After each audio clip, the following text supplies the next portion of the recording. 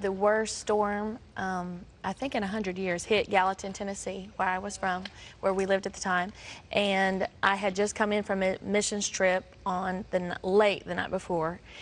And I was kind of jet lagged and got up and I had to do something important. I had to go get my nails done. So even though it was dark and raining, and my husband was like, "Be careful, it looks rough out there." But you know, I just survived a missionary trip, so it was like not that big a deal to me. Took my 4-year-old daughter, and I turned on the radio because it did look dark, and it was that wah wah wah, take cover immediately if you're in Gallatin, Tennessee. So my first thought was I was going to turn around and go home because I was only about a mile from my house. But I looked up and I seen the tornado coming. So there was a brick house on the corner of the first street, and it was a stranger's home, and they had their garage up. So I parked in their driveway, and I got my daughter out of her car seat. She was 4. And by the time I got her out, the wind was whipping her legs up off the ground, and they had he had a white truck parked in the garage. I threw Hannah under the bed of the truck, and I covered her with myself, and we began to pray. You know, I was praying, and I felt the wind sucking us out. And I don't know how I knew to do it other than the Holy Spirit. At the last second, this guy had a workbench. I understand this stranger. I don't know where I'm at. In the back of this garage, there was a workbench, and he had a big old tool box under that workbench. And I shoved Hannah against the back wall of this garage, and I covered her with myself. And just began to pray, and people in movies, the windows shake and the wind blows and all this stuff, but that's not how it was. 2 seconds, it's over. And I'm underneath this workbench. And someone comes up, and now I'm like in a crouched position, and my daughter is really almost like in a fetal position right here, underneath. And this guy goes, ma'am, are you okay? Are you alive? Is someone in there? I said, yes, me and my daughter are underneath this workbench. Would you please just lift this workbench off of us? And he said, ma'am, I hate to tell you this, but you're underneath a brick house, telephone pole. Live wires are on the house, and gas is spewing. We cannot touch you. You will just have to bear with us. My daughter was crying that she could not feel her legs, and I was thoroughly convinced every bone of my body was crushed. And so at the time, Israel Holton's song, We Worship You, Hallelujah, We Worship You, Hallelujah. It's our favorite, Hannah's favorite little worship song. And 9/11 victims came to my mind. I can't even tell you what was going through my mind. But something hit me, Paul and Silas in prison. I am not dying under this house. Amen. And come on, Hannah, sing, we worship you. And so she would start to cry. Yeah, but it don't matter. Come on, keep singing, Hannah. We worship you. Yeah. And he would keep coming back saying, ma'am, are you alive? Are you alive? And I said, yes, please help me. He's like, just bear with me. Emergency people are having a hard time getting here because all the roads are torn up. We would keep singing. Finally, what turned out to be about 45 minutes later, and I felt the gas spew. I mean, I won't drag you through all that, but yeah, I could smell it, and it was an effort. I could feel myself trying to pass out, but we just kept on singing. Because even underneath the rubble of the house, I still had a weapon, and that weapon was praise. And no matter what situation you're in, it could be divorce or alcoholism or whatever you find. Depression is a horrible thing. 1 in 8 women in America suffer depression. So whatever you're under, if you'll get out that weapon of praise, it works. So that's just a side note. So I said, sir, please. That's a side note. Yeah, that's a side note. I said, sir, please, help us. I said, every time you pass, I see light. We're just right here at the corner of this building. And he said, oh, well, if you're that close, we're going to try. And I call on my good Samaritans. They took their lives in their own hands, and they took a car jack. 2 of them, as a matter of fact, took a car jack and jacked up the house. These were just pedestrians. These were not firemen. Responders. Yes. Because once word got out that I had a little girl under there too, neighbors and everybody started trying to help. So they jacked the house up with 2 car jacks. They took a cinder block and they placed it. The first thing they did was place it at my head, so in case the house fell off the car jacks, that it would not crush my skull. They had Hannah out within a couple seconds, really, because she was really just right there against the wall. My good Samaritan, as I call him, he climbed up to his knees. That's how far I was up under there.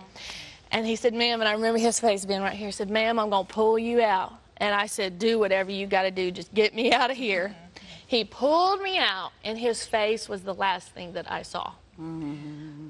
Because of the trauma, and I had broken my ribs, the marrow in my bones released into my bloodstream and set up as poison in my eyes and blinded me. Oh my. My daughter, I'm really giving you the fast version here, but even in the hospital, no one knew we were there. And so now I'm blind. It was chaos in the hospital. I could hear it.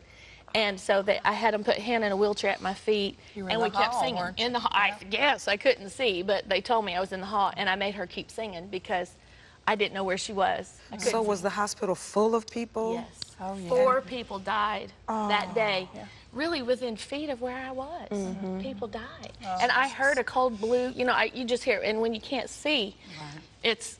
Anyway, so was your purse not available for them to contact your people? Had they not? The phone lines had went down. So they couldn't get in touch. And they kept coming to me, asking me for phone numbers, and I was giving phone numbers of everyone in the church. I mean, just anybody that you could get a hold of, but the problem was the phone lines. And it was a miraculous thing. Rob's phone started working for just a few seconds, and one of the church people called him because her number was one of the numbers I had rattled off, and their phone worked just long enough for them to talk, and then both their phones quit working. So that's how Rob found out that I was there. Yeah, most certainly that was God. Yeah. And where was your baby at this time? My son was with Rob, and that was a whole nother part of the story because I was not even a mile from my house. So I was thoroughly, I didn't know if Rob was dead, if my son was dead, if my house was gone, because if I got hit just a few blocks from my house, then it surely hit my house. And where was Rob? I'm praying for them, you know. Oh, it just brings up all kinds of emotions. But the part I want to get to is the Lord miraculously healed Hannah. But for weeks, I was blind. I went to the best specialist in Nashville. For how long? Vanderbilt. It ended up being 7 weeks. Oh, my goodness. That doesn't sound like a long time, but I could not drive. One day is a long time. That sounds forever. I could not drive. I could not cook. I could not dress my kids. She'll tell you what my kids looked like that Easter. I was blind after the fact. I was like, oh, Lord, you can tell they didn't have a mama. And church people had to cook for us. What was the doctor's prognosis? What did they say? Your eyesight would return? No, he did not know. Here's really what he told me. And they did all kinds of tests, but he said if it was the cable, if it was the TV box, I could do something about it, meaning my eyes. He said, but the problem is the cable coming into the TV brain. box. He said he described it as tubes, veins, but tubes that come into the piping. That's connected. He said they're thinner than cellophane. Most precious gift, you know, that God's given us here. He said, and I don't know if they're broken or if they're just stretched. He said, and if they're just stretched, something may bring them back where you can see again, meaning from the brain to the eye. But he could not get enough evidence to tell me that I would ever see again. And the prognosis was not good. Wow. Oh my God. So this began the journey of living life with no sight. And I could not read my Bible. So it makes me cry that I would lay on the couch and listen to Christian television. I thank God. I truly thank God for Christian television because you have no idea. The gospel is pumped into people's houses. And here I had been in the ministry my whole life. I was raised in a missionary's home. I've traveled the world, and I never knew what it was to not be able to read my Bible. We take it so for granted. And so I would lay there, and if someone said, stretch your hand towards the TV, honey, I stretched my hand. If they said, you know, point of contact, all that stuff, I did it because I needed a miracle. And believe you me, we just referred to the other stuff on. When I needed a miracle, I didn't want what was on the other networks. I needed God to touch me, and God was on Christian television. So slowly. But it wasn't just your eyes. Did you say you had ribs that were broken yes, as well? but those will heal, and they did heal. I know, but isn't that really painful when you breathe? Extremely painful, yes. So was it just the ribs in your eyes, or was there other parts of your body? No, which is amazing. It was a miracle. And I'll just go back to what had happened. It's a miracle, but that metal toolbox full of metal tools took the brunt of that fall. And because we were tucked up under that, like beside it, so that wood, when it fell, it hit that toolbox, and that toolbox didn't crash down. That was the only thing that saved us. And that toolbox was about 12 inches tall. So that's how small, I mean, a tiny little. And I think y'all believe me because you're faith people, but I'm not convinced that my hips, I really thought it was crushed. And going to the hospital, I thought it was crushed. And so I don't know if the Lord touched me or what, even before. What happened to the truck? Because you were under the truck first. Oh, it was destroyed. I wish I would have brought my pictures, but everything was destroyed. The whole street was wiped out. My car was moved 100 yards away. Ooh. Wow. Turned around, twisted like a pretzel. Yeah, and there was a piece of wood that had went like an arrow through the driver's seat and was in my car seat rest like an arrow. Wow. And Hannah's car seat was just twisted. So I made the right decision. Right. Honestly, I don't know how I even need to do that. Just instinct, you know, was just get out of here. And so. Thank God that guy's garage door was open too. Thank God that guy's, I mean, there was just so many things that happened that was a miracle. That guy who took his life in his own hands to get me out, you know. I don't know if I would have survived or if I would have passed out from the gas and just so many things. Well, now, was the ambulance there when they pulled you out, or did you had to wait for it? The guy threw me in his truck. And oh my God. And I was blind, and I could feel her, and I couldn't, I remember shortness, and that's why I just thought for sure stuff was crushed all in here because I couldn't breathe. And again, I'm praying for Rob and Lawson because I'm like, you know, if I'm in this kind of mess, what kind of mess are they in? And making Was your Hannah daughter sing. crying at the time? I just keep on making her sing. I mean, in the truck, in the hospital, we just kept on singing because I didn't know what else to do other than A, worship the Lord, and B, that's right. I could not see her, so I had to hear her. And in the hospital, in the emergency, they were coming up, Miss Tripp, you know, or whatever, and they were talking to me like I'm crazy. I knew they thought I was nuts for making her sing and worship songs, but I didn't care because I needed a miracle more than I needed them to think I was anything. So, and we would pray.